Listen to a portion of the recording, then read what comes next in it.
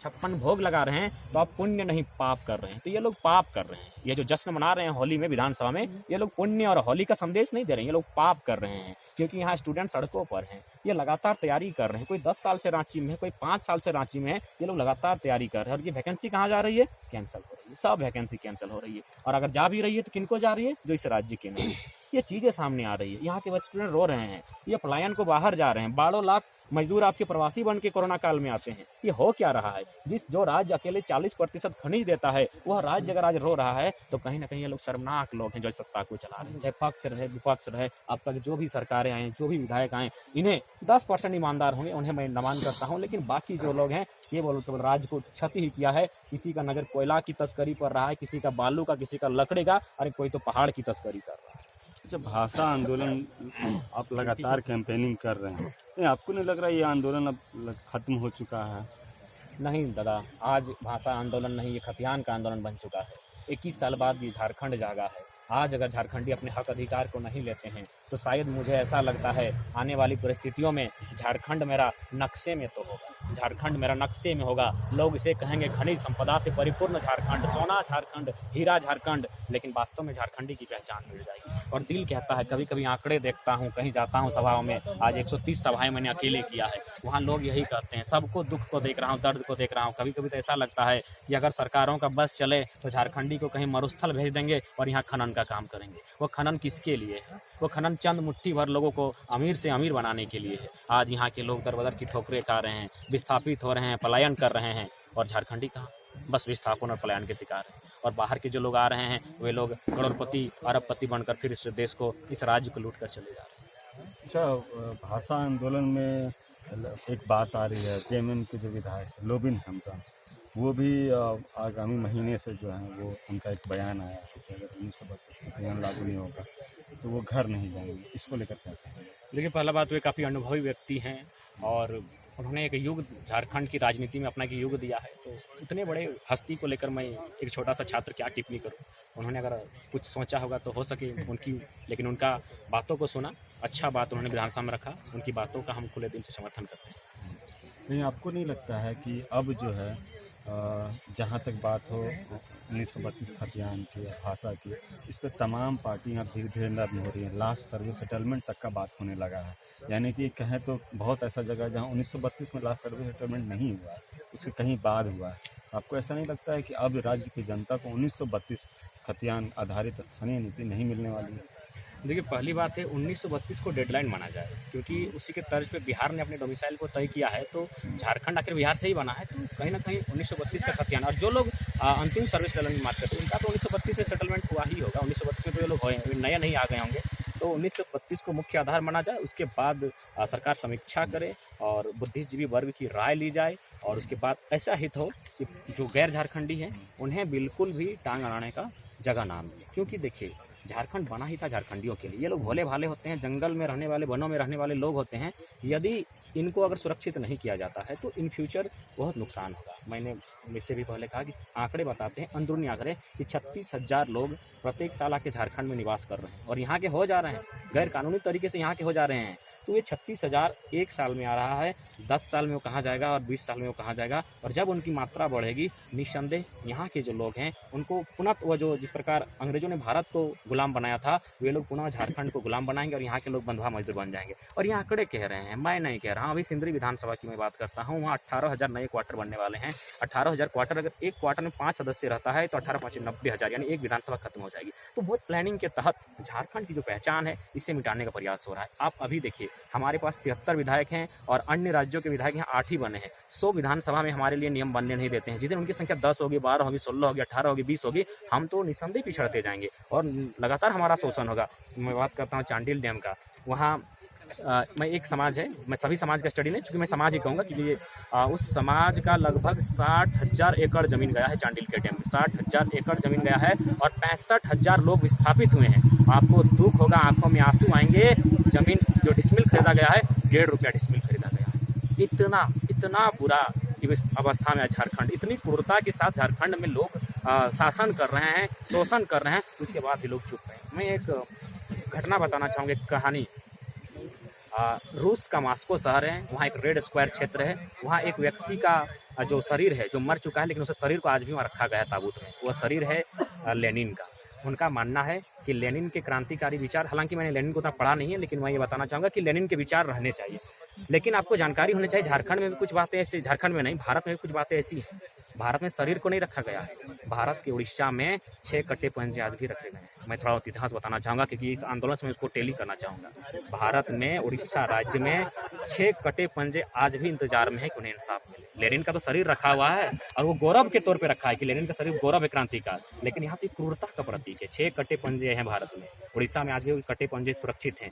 वो क्रूरता की निशानी है, वो बर्बरता की निशानी है। वो निशानी क्या है पता है? कलिंग नगर 2006 2 जनवरी, वहाँ कोई कंपनी अपना प्लांट लगाना चाहती थी। आदिवासियों ने कहा कि भाई हम ज़मीन नहीं देंगे, क्योंकि ज़मीन हमारी माटी, हमारी माँ है, हमारी सब कुछ यही है।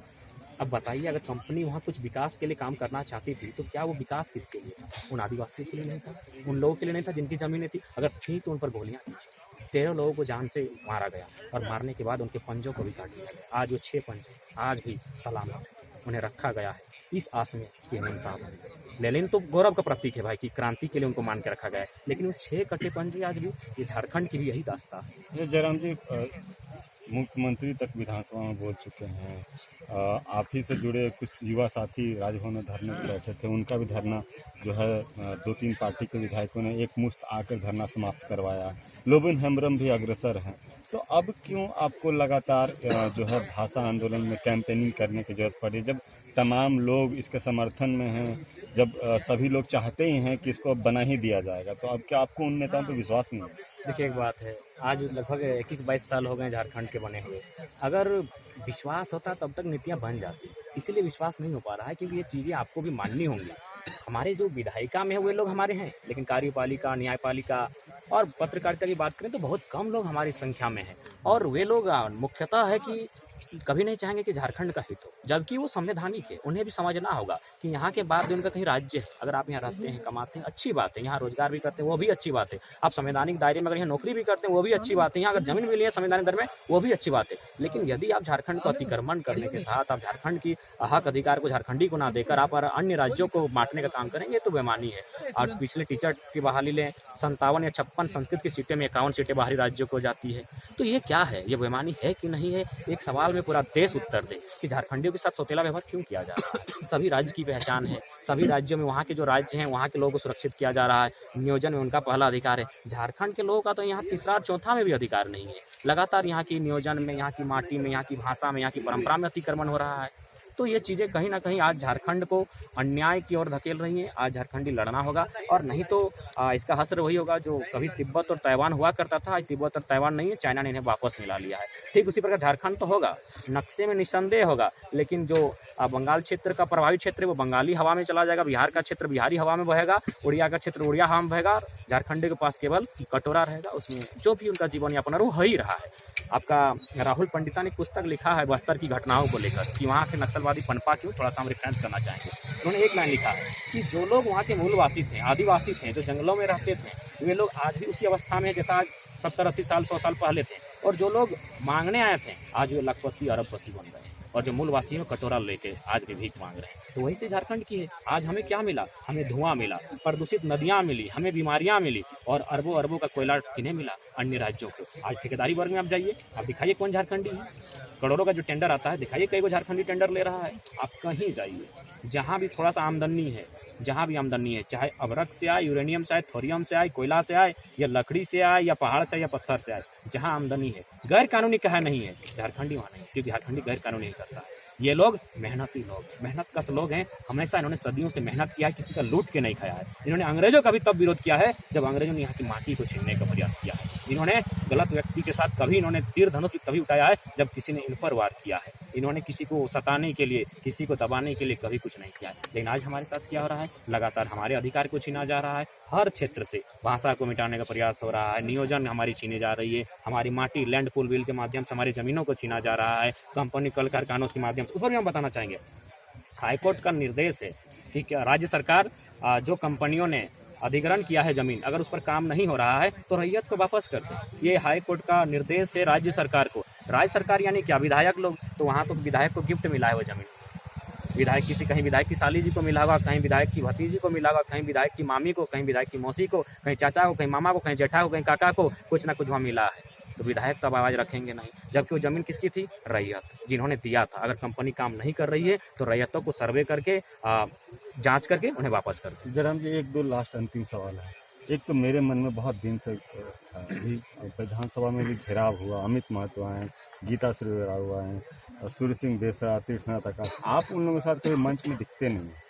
आज दिखे हैं, हम गीता दी के साथ दिखे हैं, सूर्य सिंह बेसरा जी के साथ दिखे हैं, तीर्थनाथ विकास के भी साथ दिखे हैं, लेकिन एक समय होता है। पहली बात मैं बता दूं, आज मैंने कभी अपने बारे में कुछ विशेष नहीं कहा, लेकिन ये चीज़ आपको मानना होगा आज पूरे आंदोलन के लोगों को कि मेरा जो मेहनत रहा है, एक तरफ अकेले रहा है, बाकी लोगों का मिल के अगर आप कंपेयर करेंगे तो खड़ा होगा।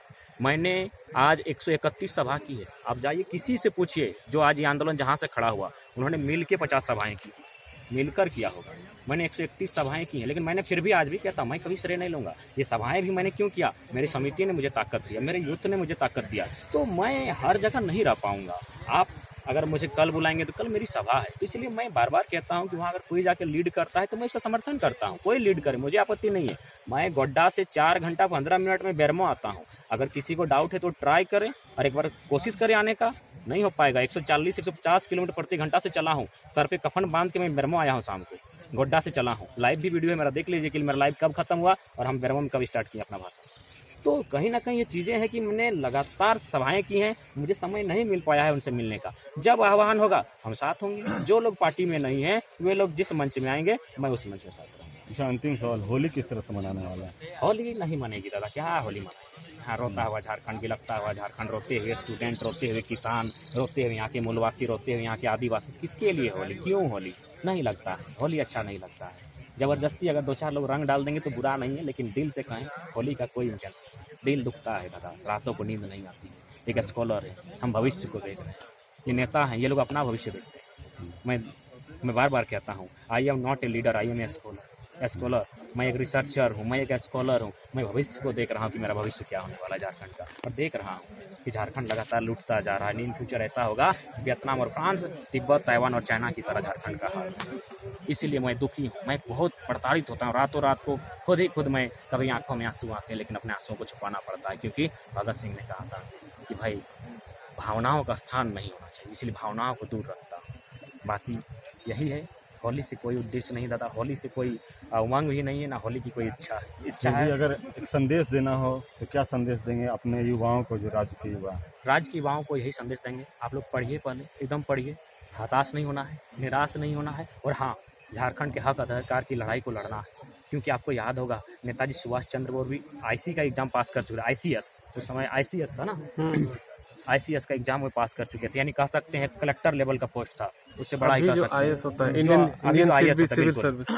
तो उस लेवल का एग्जाम था, नेताजी पास कर चुके थे। लेकिन जब भारत की माटी ने आह्वान किया, उन्होंने इस नौकरी को ठुकरा कर माटी के लिए आए। तो मैं तमाम युवा से वही कहूँगा, आप पढ़ते हैं, अच्छी बात है, लेकिन हम लोग लड़ किस लिए रहे? इसीलिए ना कि मेरे युवा, मेरे भाई, मेरे छात्र, मेरे बंधु, वे लोग आगे इन फ्यूचर बढ़ें। लेकिन अगर झारखंड की माटी आपका आह्वान करती है तो आपको होली, दिवाली, आपको सरहुल बांधना, आपको करम जितिया छोड़कर बाहर अपना जो संत पर्व है उसको, खुशियों को छोड़कर आज झारखंड के लिए लड़ने के लिए आना होगा। क्योंकि आज झारखंड की माटी आपको पुकार रही है। आज झारखंड की माटी कह रही है कि इस भीड़ में कोई रघुनाथ महतो बने, इस भीड़ में कोई तिलका मांझी बने, इस भीड़ में कोई सिद्धू कान्हू बने, इसी भीड़ में कोई जयपाल सिंह मुंडा बने, इसी भीड़ में कोई बिरसा मुंडा बने, और इसी भीड़ में कोई निर्मल महतो, विनोद बाबू बने। आज झारखंड की माटी कह रही है। तो ये थे हमारे साथ